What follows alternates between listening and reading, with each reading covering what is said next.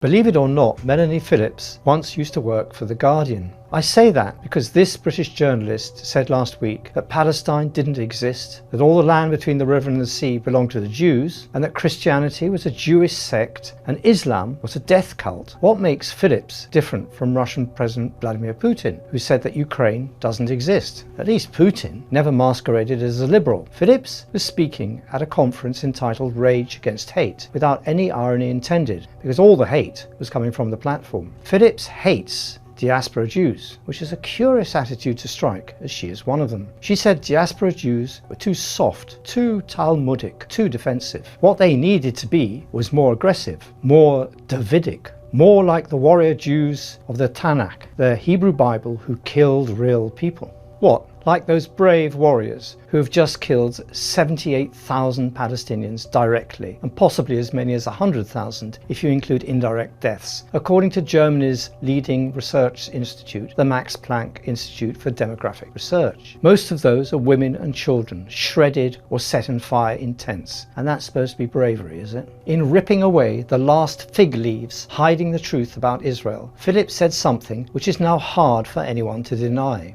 It is that in its holy war against Islam, Israel will be permanently at war. This message is exactly what Palestinians need New Yorkers to hear, because for decades liberals fed willingly at the trough of myths, principally that Israel would be at peace if it could only find enough moderates on the other side to talk to. Now zealots like Phillips are saying the exact opposite, that it is Israel's biblical destiny to regain a land well beyond its current borders, and because all of the land belongs and has been assigned to them by God. Messages like these have already lost the Democrats, but now an increasing number of Republicans well and truly get the fact that an Israel permanently at war means America permanently at war, and they don't like that.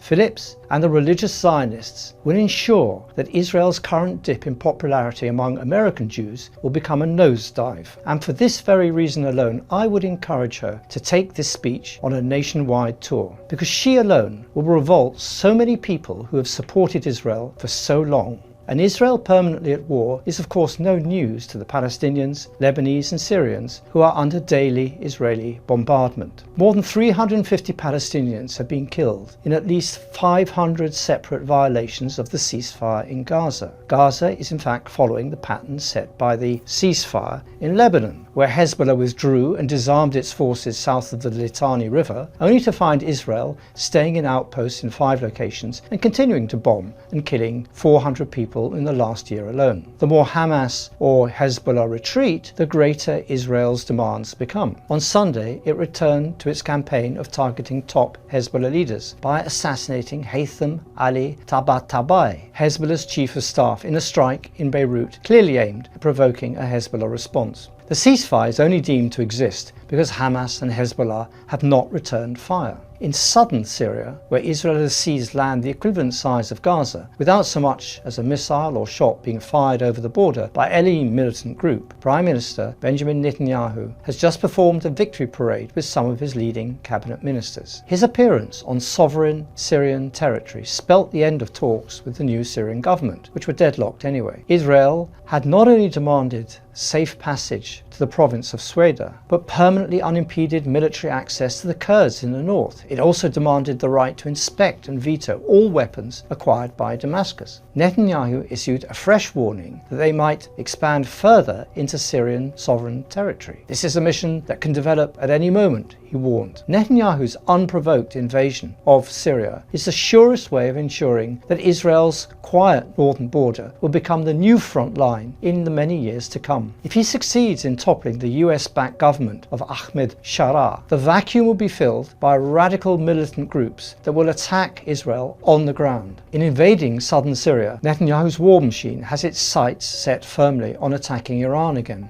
Iran is expecting that attack to come sooner rather than later, but this time it will not be caught off guard by the presence of fake peace talks with the US. Iranian officials described its posture as defensive during the 12-day war in June that broke out after it was unilaterally attacked by the Israeli and US warplanes. In the next war, it will go on the offensive, and they say it will ensure that other countries will be punished for allowing Israel to use their territories as launch pads. The two that come quickest to Iranian lips are Azerbaijan and the United Arab Emirates. That's the regional picture, poised for another convulsion of airstrikes and missile launches. But in Gaza itself, there is no progress. None of the Arab or Muslim countries are willing to contribute troops to the proposed international stabilization force without either a clear mandate or a path to Palestinian statehood. Azerbaijan will not agree to deploy troops unless Turkey does. King Abdullah of Jordan will not touch it. He told the BBC, "If we're running around Gaza on patrol with weapons, that's not a situation any country would like to get involved in." Same story from the UAE and Egypt and Indonesia. Forced to look ever further east, US envoys Jared Kushner and Steve Witkoff have approached Singapore, which was surprised by the request. The same story exists about the proposed membership of the so-called Board of Peace. No one knows who is on it, where the money's coming from, no Palestinian government has been formed, and there's no clear plan to do it. One could go on, but it's clear that the UN Security Council resolution which set all this up has no planning, no commitments, no money, and no personnel behind it. Of all the empty resolutions the UN has passed about this conflict over the many decades, this is surely the emptiest. If this counts as peace, it is unsustainable. Sooner rather than later, and probably for purely electoral reasons, Netanyahu will make good on his threat to finish the job after 2 years of war where he patently failed to do just that. And Phillips, for one, will be delighted as yet more blood is shed. Her unvarnished Islamophobic vitriol will not bar her from appearing on the BBC Question Time or the Moral Maze, nor will anyone dare challenge her zealotry. Phillips is right. The West, and the BBC along with it, is sinking. But it is sinking because it panders to and is cowered by extremists like her.